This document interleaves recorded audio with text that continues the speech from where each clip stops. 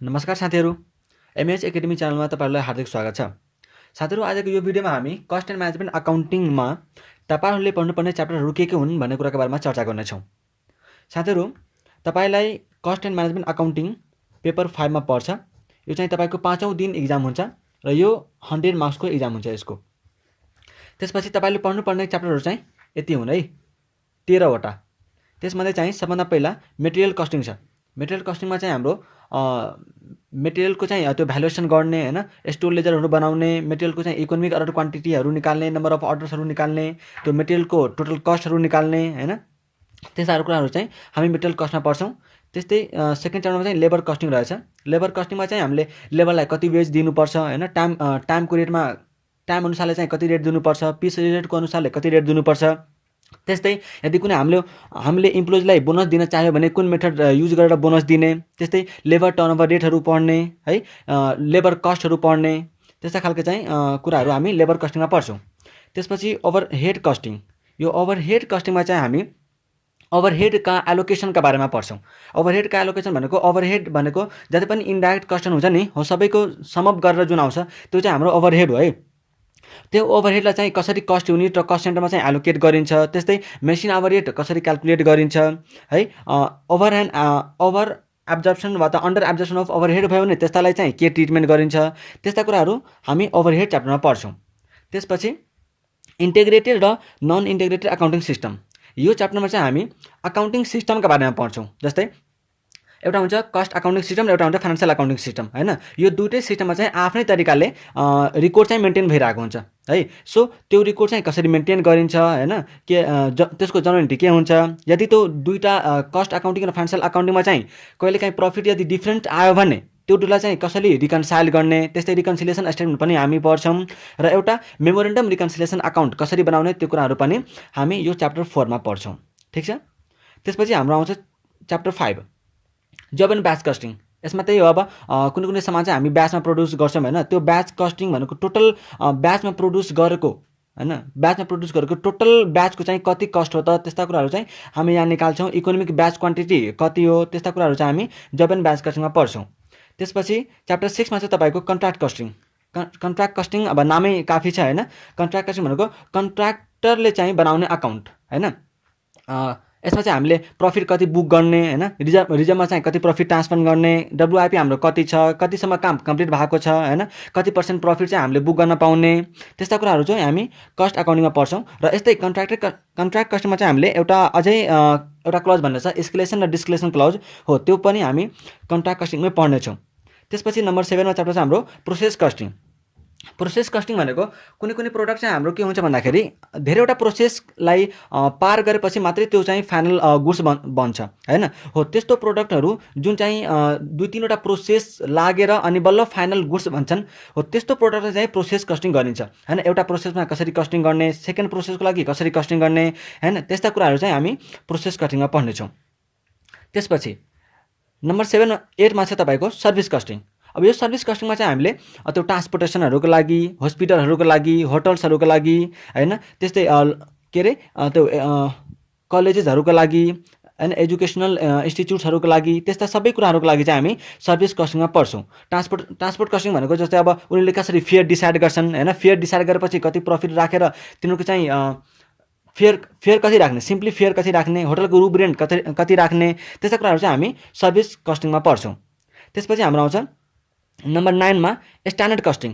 Standard costing यो चाहिँ कुनै कस्टिङ होइन, यो चाहिँ जस्ट एउटा के हो भन्दाखेरि यो हाम्रो एउटा पर्फर्मेन्स नाप्ने, पर्फर्मेन्सलाई मेजर गर्ने टेक्निक मात्रै हो हैन। हामी एउटा स्ट्यान्डर्ड तोक्छौँ र त्यसपछि चाहिँ हामी एक्चुअल हेर्छौँ र त्यो एक्चुअललाई चाहिँ स्ट्यान्डर्डसँग कम्पेयर गरेर कतिको हाम्रो भेरिएन्स आउँदो रहेछ हैन, कतिको मैले सोचेको अनुसारले मेटेरियल बढी लाग्यो कि कम लाग्यो, लेबर बढी लाग्यो कि कम लाग्यो हैन, त्यस्ता कुराहरू चाहिँ हामी स्ट्यान्डर्ड कस्टिङमा पढ्छौँ र भेरिएन्सेसहरूका क्याल्कुलेसनहरू यहाँ गर्छौँ। ठिक छ। त्यसपछि नम्बर 10 मा चाहिँ तपाईको chapter joint product and by product. अब यता के हुन्छ भन्दाखेरि कहिलेकाहीँ कुनै प्रोसेसमा एकैचोटिमा चाहिँ 3-4वटा प्रोडक्ट निस्किरहेको हुन्छ हैन। त्यो 3-4वटा प्रोडक्ट निस्किएको ठाउँमा चाहिँ अब कस्ट त हाम्रो 3-4वटामा सँगै लागेको हो हैन। त्यो सँगै लागेको कस्टलाई चाहिँ त्यो 3-4वटा प्रोडक्टमा कसरी एलोकेट गर्ने त हैन, कसरी एलोकेट गर्ने भन्दा त्यो चाहिँ कुरा चाहिँ हामी जोइन्ट प्रोडक्ट एन्ड बाई प्रोडक्टमा पढ्छौँ। र यता यो च्याप्टरमा चाहिँ तपाईँ धेरै मेथडहरू पढ्नुहुन्छ, जुन मेथडहरूको मद्दतले तपाईँ त्यो कस्टलाई कसरी जोइन्ट प्रोडक्टमा चाहिँ एलोकेट गर्ने त्यो सबै मेथड चाहिँ हामी त्यहाँबाट पढ्छौँ है, यो च्याप्टरमा पढ्छौँ। त्यसपछि नम्बर 11मा छ तपाईँको बजेटरी कन्ट्रोल। अब बजेटरी कन्ट्रोल चाहिँ हामीले हुनसक्छ होइन, हामी यो महिनामा काम गर्दैछौँ र अर्को महिनाको चाहिँ हामीले बजेट बनाउनु पऱ्यो भने, जस्तै यो महिनामा चाहिँ मेटेरियल हाम्रो यति लाग्यो अरे भनेपछि अर्को महिनामा कति लाग्ला होइन, यो महिनामा हाम्रो लेबर कस्ट यति छ भनेपछि अर्को महिनामा कति होला त, त्यस्ता कुराहरू चाहिँ हामी बजेटरी कन्ट्रोलमा पढ्छौँ। सो अब यहाँ हामी मेटेरियल बजेट, लेबर बजेट होइन, प्लान्ट युटिलाइजेसन बजेट, त्यस्ता कुराहरू चाहिँ पढ्छौँ। Consumption budget, material requirement budget, material purchase budget र अरू धेरै कुराहरू छन् जुन जसको चाहिँ बजेट बनाउनु पर्ने हुन्छ। त्यो सबै कुराहरू चाहिँ हामी बजेटरी कन्ट्रोलमा पढ्छौँ। त्यसपछि आउँछ नम्बर 12मा मार्जिनल कस्टिङ। अब मार्जिनल कस्टिङ त पुरै कस्ट अकाउन्टिङकै सबैभन्दा इम्पोर्टेन्ट च्याप्टर भनेर भन्दा पनि हुन्छ है। सो मार्जिनल कस्टिङ मैले किन इम्पोर्टेन्ट भने भन्दाखेरि मेजोरिटी अफ द टाइम्स है, मेनी अफ द टाइम चाहिँ 20 मार्क्सको क्वेसन आउने भनेकै 20 मार्क्सको क्वेसन आउने भनेकै यही च्याप्टरबाट हो है। मेजोरिटी अफ द टाइम्स यदि हेर्नुहुन्छ भने तपाईँ मार्जिनल कस्टिङबाट चाहिँ प्रायः जसो 20 मार्क्सको क्वेसन सोधिरहेको हुन्छ र यदि 20 मार्क्सको क्वेसन मार्जिनल कस्टिङबाट आएन भने अरू कुन कुन च्याप्टरबाट आउन सक्छ त यदि सोध्नुहुन्छ भने मैले अर्को च्याप्टर रिकमेन्ड गर्छु। यो कहिलेकाहीँ चाहिँ तपाईँलाई यो जोइन्ट प्रोडक्ट एन्ड बाई प्रोडक्टबाट पनि 20 मार्क्सको क्वेसन सोधिरहेको हुन्छ र यदि यसबाट पनि आएन भने स्ट्यान्ड कस्टबाट आउँदैन, सर्भिस कस्टिङबाट पनि आउँदैन, प्रोसेस कस्टिङबाट पनि आउँदैन, contract costing, job and batch costing, integrated. त्यसपछि चाहिँ तपाईँलाई यो ओभरहेडबाट पनि कहिलेकाहीँ तपाईँलाई 20 मार्क्सको क्वेसन सोधिन सक्छ है। सो यतिवटा च्याप्टरहरू छन् जहाँबाट चाहिँ 20 मार्क्सको आउने अलि बढी चान्स हुन्छ। र एउटा च्याप्टर चाहिँ मैले यहाँ छुट्याएको छु जुन चाहिँ 14 नम्बरमा छ, प्रोसेस कस्टिङ है। मैले लेखिसकेको छु है, त्यो चाहिँ मैले लेखिसकेँ हो। यहाँ प्रोसेस कस्टिङबाट पनि कहिलेकाहीँ 20 मार्क्सको क्वेसन चाहिँ आउने गर्छ है। सो त्यसो भए यो तपाईँहरूसँग यो 13वटा च्याप्टर मध्ये 20 मार्क्सको क्वेसन आउने भनेकै यो प्राय अब यहीबाट आउँछ भनेर मैले ग्यारेन्टी दिन सक्दिनँ, तर प्राय चाहिँ यही च्याप्टरबाट क्वेसन सोधिरहेको हुन्छ। अब यो च्याप्टरमध्ये पनि सबैभन्दा इम्पोर्टेन्ट यदि भन्ने हो भने त मार्जिनल कस्टिङ है, सबैभन्दा बढी क्वेसन 20 मार्क्सको क्वेसन आउने भनेकै यही च्याप्टरबाट हो। सो अब तपाईँ यही अकर्डिङली तपाईँ प्रिपेयर गर्न सक्नुहुन्छ। त्यसपछि तपाईँसँग नम्बर 13मा च्याप्टर छ कस्ट सिट। अब यो कस्ट सिटमा त एकदम सिम्पल भइहाल्यो। हामीलाई अब कुनै प्रोडक्टको चाहिँ कस्ट निकाल्नु छ भने सबै कस्टहरू जोडेर अनि लास्टमा हामी कस्ट सिट बनाउँछौँ, त्यसमा प्रफिट जोडेर हामी त्यसलाई कतिमा सेल्स गर्ने भन्ने कुरा यहाँबाट निकाल्छौँ। भयो, यो चाहिँ थियो तपाईँको कस्ट एन्ड म्यानेजमेन्ट अकाउन्टिङको सिलेबस र यतिबाट चाहिँ तपाईँलाई इक्जाममा सोधिने हो। अब सबै च्याप्टरबाट इक्जाममा क्वेसन पनि आउँदैन, कुनै च्याप्टरबाट चाहिँ तपाईँलाई इक्जाममा क्वेसन नआउन पनि सक्छ र त्यही पनि 100 मार्क्स हुन्छ। र मैले एउटा कुरा के भन्न चाहेँ भन्दाखेरि यसमा चाहिँ तपाईँलाई 80 मार्क्सको चाहिँ तपाईँलाई प्र्याक्टिकल क्वेसन आउने हो, प्र्याक्टिकल क्वेसन आउँछ र 20 मार्क्सको थ्योरी पनि आउँछ।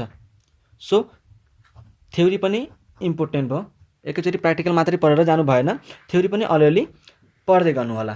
ठिक छ ल, यसका साथै आज हामी फर्स्ट च्याप्टर हामी स्टार्ट गर्छौँ मेटेरियल कन्ट्रोल। ठिक छ ल, हेरौँ मेटेरियल कन्ट्रोल।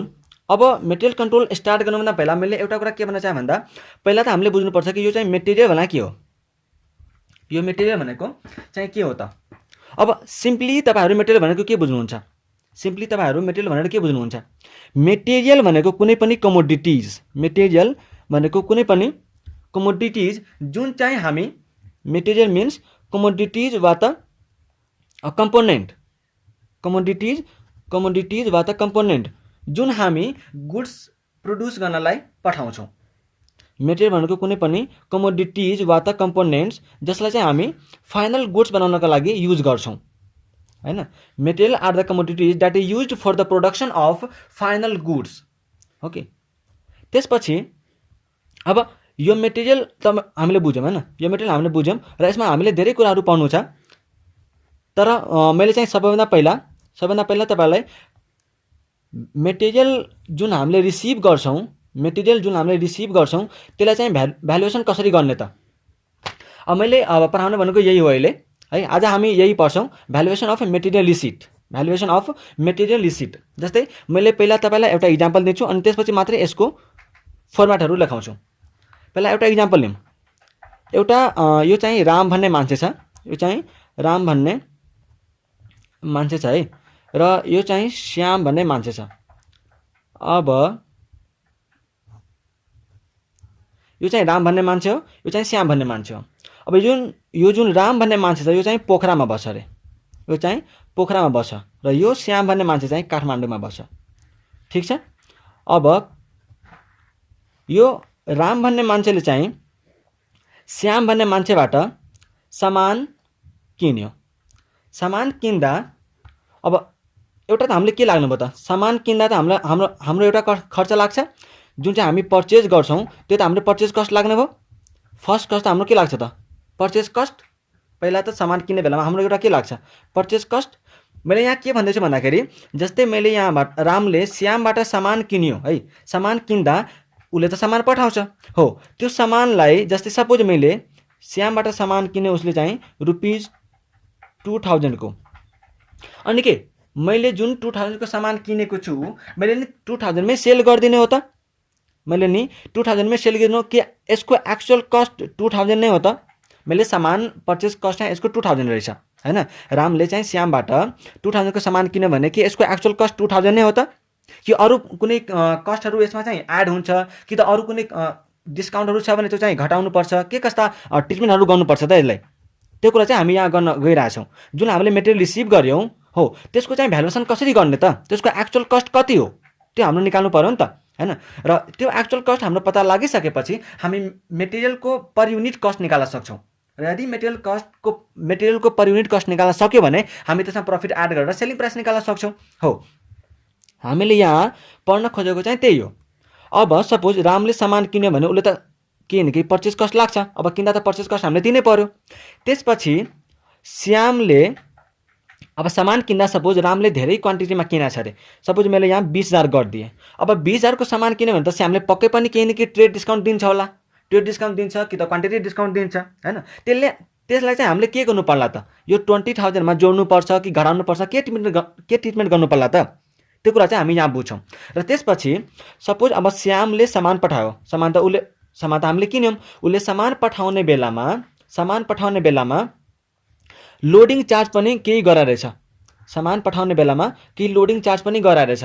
अब यता लोडिङ गरिसकेपछि त हामी बाटोमा आउँछन् हैन, अब बाटोमा आउने बेलामा त लसको पनि चान्स हुन्छ, बाटोमा आउने बेलामा त लसको पनि चान्स हुन्छ हो। त्यो लस हुने कारणले गर्दा रामले के गराछ भन्दाखेरि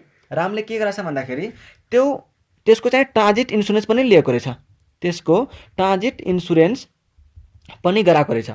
अब ट्रान्जिट इन्सुरेन्स गराएको अमाउन्टलाई हामी यो पर्चेज कस्टमा जोड्ने कि नजोड्ने, ट्रान्जिट इन्सुरेन्स गराएको कस्टलाई हामी यसमा जोड्ने कि नजोड्ने हैन। मैले सुरुमै तपाईँलाई सोधेको थिएँ ₹20,000 को मैले सामान किने भने कि यसको एक्चुअल भ्यालुएसन 20,000 नै हो कि अरू कुनै कस्टहरू जोड्नुपर्छ, त्यो मैले सुरुमै सोधेको थिएँ। त्यही भएर हामी यो कुराहरू पढ्दैछौँ। यसलाई चाहिँ भ्यालुएसन कसरी गर्ने त, यसको एक्चुअल कस्ट कति हो त्यो चाहिँ हामी यहाँ भ्यालुएसन गर्न सिकिरहेछौँ। ठिक छ, हामीले सामान किन्यौँ, उसले पठायो, यहाँ लोडिङ चार्जेस पनि लाग्यो र त्यसपछि हामी बाटोमा आउँदा अब लस हुने कारणले गर्दा रामले के गरेछ, उसको त ट्रान्जिट इन्सुरेन्स पनि लिएको छ। अब त्यो यहाँ अमाउन्ट जोड्ने कि नजोड्ने त्यस्ता कुराहरू पनि हुनसक्छ। र त्यसपछि यहाँ आउँदा सामान पुगिसकेपछि त हामीले अनलोडिङ पनि गर्नु पर्यो। अब ट्रकमा भएको सामानलाई त त्यतिकै छोड्नु भएन हो कि होइन। त्यसपछि हामी के गर्छौँ, त्यो सामानलाई अनलोडिङ गर्छौँ। अब यहाँ पनि अनलोडिङ गर्दा त केही न केही चार्ज लाग्ला, त्यो कस्टलाई चाहिँ के गर्ने त, यता जोड्ने कि नजोड्ने हो। त्यसपछि मैले के भने भन्दाखेरि अब जुन हामीले सामान किनेछौँ त्यसमा त हामीले भ्याट पनि तिरे होलाौँ हो। के गर्ने त, यो भ्याटलाई हामीले यो कस्टमा जोड्ने कि नजोड्ने, यो भ्याट जुन हामीले तिरेछौँ त्यसलाई कस्टमा जोड्ने कि नजोड्ने त्यो कुराहरू हामी पढ्छौँ। त्यसपछि अब यो सामान आउने बेलामा त यहाँबाट सामान काठमाडौँबाट पोखरा सामान पठाउँदा त केही न केही ट्रान्सपोर्टेसन कस्ट पनि लागेको होला, के यो ट्रान्सपोर्टेसन कस्ट हाम्रो कस्ट यो टोटल कस्टमा जोडिन्छ त, यो पर्चेस कस्टमा जोडिन्छ त हो। त्यसपछि अब अर्को कुरा के हो भन्दाखेरि अब जुन श्याम छ हैन, जुन चाहिँ श्याम हो, यसले सामान पठाउँदा के त्यतिकै सामान पठाउँछ होला कि सामानलाई कुनै कन्टेनरमा राखेर पठाउँछ होला त? सामानलाई त्यतिकै पठाउँछ होला कि कुनै कन्टेनरमा राखेर पठाउँछ होला? पक्कै पनि कुनै कन्टेनरमा राखेर पठाउँछ होला। हो, अब जुन कन्टेनरमा राखेर पठाएको छ त्यसको पनि कुनै केही न केही त कस्ट होला हैन? कि त कन्टेनर कि त प्याकिङ मेटेरियल हुनसक्छ। हो, त्यो प्याकिङ मेटेरियलहरूको केही न केही त कस्ट होला। त्यो कस्टलाई चाहिँ हामी के गर्ने त? यो पर्चेज कस्टमा जोड्ने कि नजोड्ने? ठिक छ, हामी अहिले पढ्नु भनेको नै यही मेटेरियल जुन हामीले रिसिभ गर्छौँ 20,000 को, यो श्यामबाट किनेर रामले जुन मेटेरियल किनेको छ 20,000 को, हो त्यो मेटेरियलको चाहिँ एक्चुअल कस्ट 20,000 नै हो कि अरू पनि कुनै कस्टहरू जोड्ने, अरू कुनै डिस्काउन्टहरू घटाउने, के कस्ता ट्रिटमेन्टहरू गर्ने भन्ने कुरा हामीले चाहिँ यहाँ पढिरहेछौँ हैन? यही जुन हामीले मेटेरियल रिसिभ गऱ्यौँ त्यसलाई चाहिँ भ्यालुएसन कसरी गर्ने त? त्यसलाई चाहिँ भ्यालुएसन कसरी गर्ने त भन्ने कुरा हामी पढिरहेछौँ। ठिक छ, यति यो चाहिँ प्रोसेस थियो है। अब हामी के पढ्छौँ भन्दाखेरि कुन कुन अमाउन्टलाई हामीले पर्चेज कस्टमा जोड्न पाउँछौँ र कुन कुन अमाउन्ट चाहिँ हामीले पर्चेज कस्टबाट घटाउनु पर्छ। ठिक छ, यसका लागि चाहिँ हामीले एउटा स्टेटमेन्ट बनाउनु पर्ने हुन्छ, statement of valuation of material receipt. र यो चाहिँ तपाईँहरू पक्कै लेख्नु होला। यो हाम्रो कन्सेप्ट नम्बर 1 हो। Concept number 1 valuation of material receipt हो। र म अहिले एउटा स्टेटमेन्ट बनाउँछु जुन चाहिँ तपाईँ नोटमा लेख्न सक्नुहुन्छ र लेख्नै पर्छ, म त भन्छु तपाईँहरू लेख्नु होला है। Statement of valuation of material receipt. Statement of valuation of material receipt. ठिक छ, पार्टिकुलर्स र अमाउन्ट आरएस। फर्स्टमा हाम्रो के लाग्छ? पर्चेज कस्ट भनेको पर्चेज प्राइस।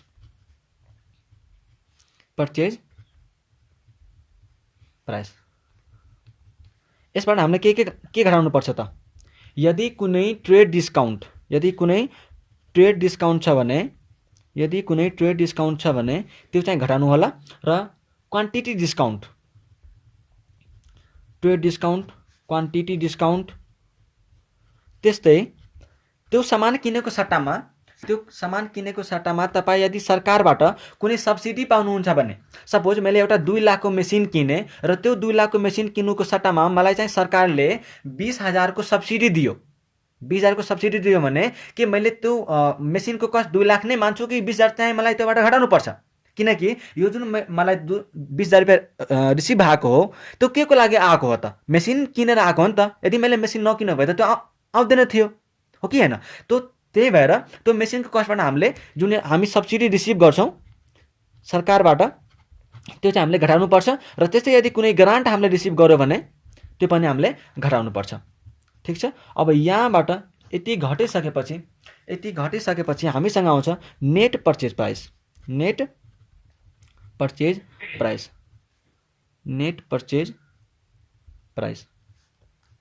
ठिक छ, अब नेट पर्चेज प्राइसमा त हामीले के कस्टहरू यता भएका जुन हामीले पढाएको थियौँ नि, यो VAT paid, transportation cost, transit insurance, loading charges, unloading charges र अरू धेरै कस्टहरू हुनसक्छ।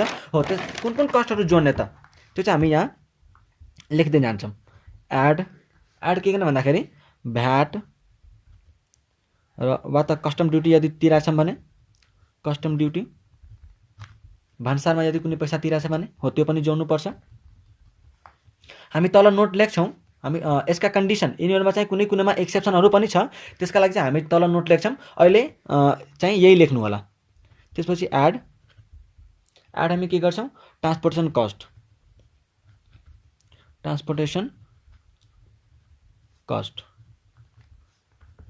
कस्ट पनि एड हुने भयो।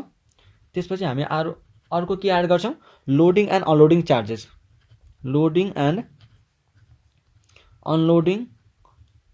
सामान राख्ने र सामान झार्ने खर्च, अनलोडिङ एन्ड अनलोडिङ चार्जेस, यो पनि हामीले एड गर्नु पर्यो। त्यसपछि हामी अर्को कुरा के एड गर्छौँ भन्दा ट्रान्जिट इन्सुरेन्स छ भने त्यो पनि हामीले एड गर्नु पर्यो। त्यस्तै यदि इन्स्पेक्सन चार्जेस लागेको छ भने, इन्स्पेक्सन चार्जेस भनेको जब हाम्रो स्टोरमा सामान आइपुग्छ नि, हो त्यो सामान आइपुगेपछि हामी त्यसलाई चेक गर्छौँ कि वास्तवमा जुन मैले सामान मगाएको हो त्यही सामान आएको होइन, त्यही सामान आएको हो कि होइन भनेर त्यो चेक गर्नलाई यदि कुनै चार्ज लाग्यो भने हो त्यो पनि हाम्रो के हुन्छ त्यो मेटेरियलको कस्टमा चाहिँ जोड्नुपर्छ। ठिक छ। त्यसपछि हामीले एड के गर्छौँ भन्दा कस्ट अफ कन्टेनर्स। त्यही मैले भनेको थिएँ कि सामान मगाउँदा अब उसले कुनै न कुनै कन्टेनरमा राखेर पठाउँछ हो त्यो कन्टेनरको कस्ट पनि हाम्रो के हुने भयो त part of the material cost. Cost of containers वा त cost of packing material. Cost of packing material. Cost of packing material. यदि तपाईँलाई राइटिङ बुझ्न अलि गाह्रो भइरहेछ भने तपाईँलाई यदि राइटिङ बुझ्न गाह्रो भइरहेछ भने तपाईँ मेरो आवाज सुनेर पनि लेख्न सक्नुहुन्छ है। मेरो आवाज सुनेर पनि लेख्न सक्नुहुन्छ। त्यसपछि चाहिँ तपाईँले अब यति जोडिसकेपछि तपाईँसँग आउने हो टोटल कस्ट। टोटल कस्ट यति जोडिसकेपछि के आउँछ हामीसँग टोटल कस्ट। र यो टोटल कस्टलाई यदि हामीले ए मान्यौँ अनि यो टोटल कस्टमा हामीले यदि इफेक्टिभ क्वान्टिटीले यदि हामी डिभाइड गर्छौँ भने बी इफेक्टिभ क्वान्टिटीले यदि हामी डिभाइड गर्छौँ भने हामीसँग के आउँछ भन्दा material cost per unit. Material cost per unit आउँछ। मेटेरियल कस्ट पर युनिट आउँछ है। ए डिभाइड बाई बी गऱ्यो भने total cost divide by effective quantity गऱ्यो भने हामीसँग के आउँछ मेटेरियल कस्ट पर युनिट। ठिक छ। यो चाहिँ तपाईँ लेख्नु होला। र अब त्यसपछि अब हामी नोट लेख्छौँ। मैले भनेको थिएँ यहाँ माथि जुन हामी खर्चहरू एड गरेका छौँ त्यसको कुनै एक्सेप्सनहरू पनि छ हो। त्यो एक्सेप्सनहरू के हुन् त त्यो चाहिँ हामी नोटमा लेख्छौँ। र अब यहाँ नोट लेख्नु होला। Note 1 cash discount will not be deducted. Cash discount will not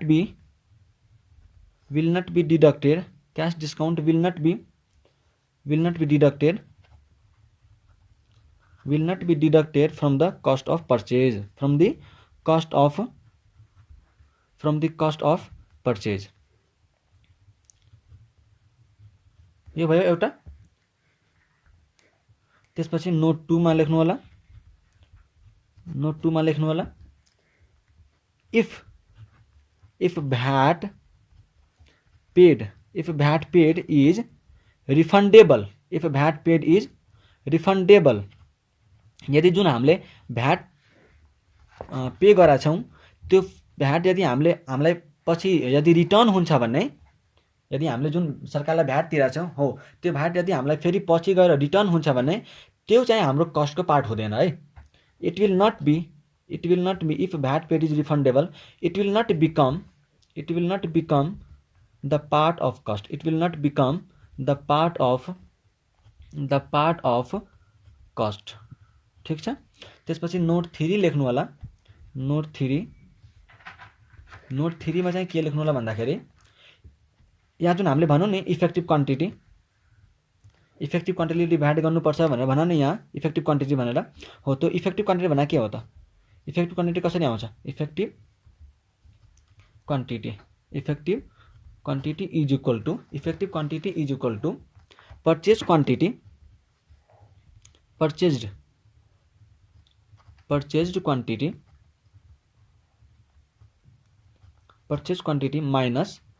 quantity minus normal loss. यदि केही नर्मल लस छ भने त्यो किनेको क्वान्टिटीबाट चाहिँ त्यो घटाएर हाम्रो इफेक्टिभ क्वान्टिटी आउँछ। र यदि क्वेसनमा प्रोभिजन फर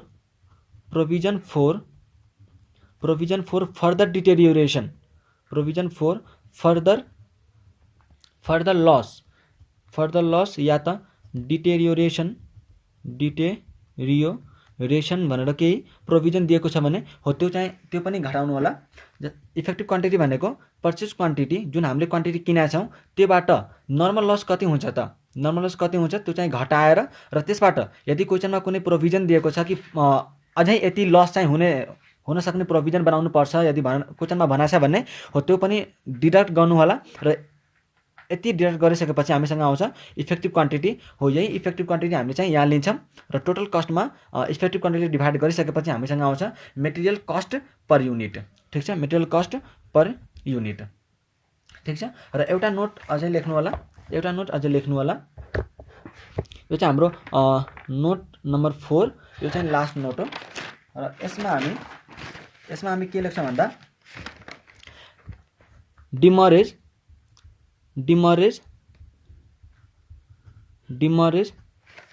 भनेको त्यो कहिलेकाहीँ हुन्छ नि, सामान चाहिँ सप्लायरले पठाइदिएको हुन्छ होइन, सामान चाहिँ सप्लायरले चाहिँ पठाइदिएको हुन्छ होइन, र हामीले चाहिँ त्यो रिसिभ नगरेर होइन, धेरै दिनसम्म चाहिँ रिसिभ नगरेको कारणले यदि सप्लायरले कुनै फाइन लगायो भने हो त्यसलाई चाहिँ हामी डिमरेज भन्छौँ।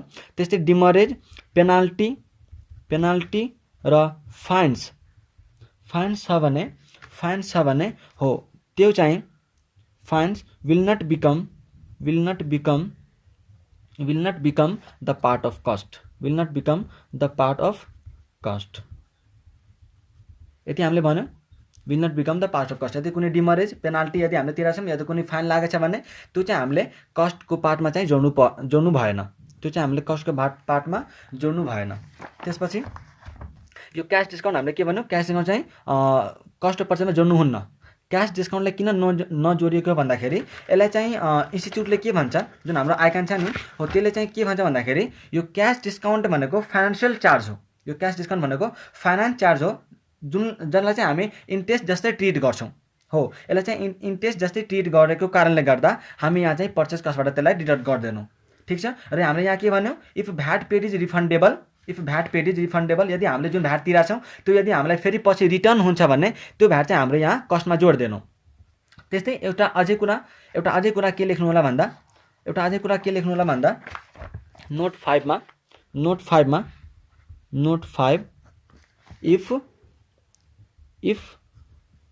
if containers are refundable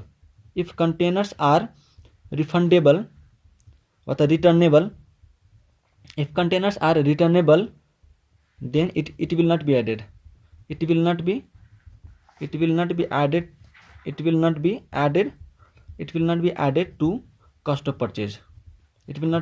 to cost of purchase, ठीक छ। यदि हामीले यो जुन हाम्रो छ नि यहाँ कस्ट अफ कन्टेनर्स वा त कस्ट अफ प्याकिङ मेटेरियल हो, यदि हामीले जुन कन्टेनर उसले सप्लायरले पठाएको छ त्यो कन्टेनर चाहिँ हामीले यदि फेरि रिफन्ड गरिदिइहाल्छौँ, त्यो कन्टेनरलाई फेरि पठाइदिन्छौँ भने हो त्यसको कस्ट चाहिँ हामीले जोड्नु भएन। र एउटा कुरा यहाँ के याद राख्नु होला, कहिलेकाहीँ के भन्छ भन्दा कन्टेनर जुन छ नि हो त्यसको कस्ट चाहिँ तपाईँलाई 100 को भने हुन्छन् क्वेसनमा, तपाईँलाई भन्छ कि 100 को चाहिँ होइन, त्यसको कन्टेनरको चाहिँ पर युनिट कस्ट चाहिँ 100 हो, तर तपाईँले चाहिँ 80 पर युनिटले मात्रै रिटर्न गर्नुभयो भनेपछि तपाईँको यहाँ पार्ट अफ द कस्ट कति बन्यो भयो त 20।